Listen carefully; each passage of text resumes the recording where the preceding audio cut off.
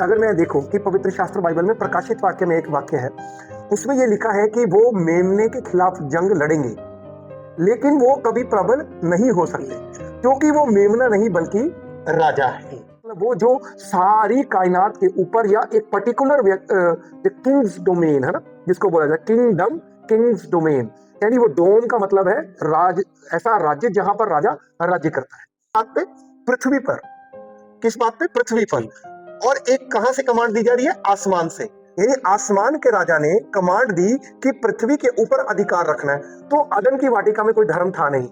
अदन की वाटिका के अंदर जो आदम था, he was not religious, he was righteous. तो जैसा कि आपने देखा कि जो ट्रू आइडेंटिटी है पवित्र शास्त्र बाइबल के अनुसार, वो एक राजा करके जो हमारे बीच में हमारे मेहमान हैं उन्होंने हमें बताया है।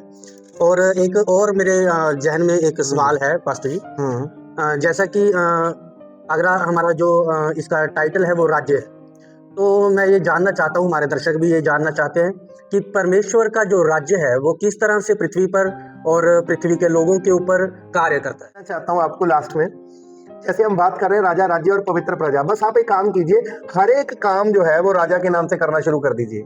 पहले के समय में क्या होता? राजा के नाम पर हम खाना खाते हैं, राजा के नाम पर हम जीते हैं, राजा के नाम पर हम बात करते हैं, राजा के नाम पर हम सांस लेते हैं, राजा के नाम पर।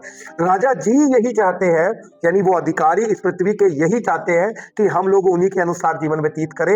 और जब एक मसीह इस बात को समझ जाएगा कि हमारे जिसको हम लोग मानते हैं वो कोई फकीर नहीं है बल्कि वो राजाओं का राजा है, तो उनका पर्सपेक्टिव भी वाइडर हो जाएगा और जीने का आनंद भी बहुत आएगा। सबको जय मसीह।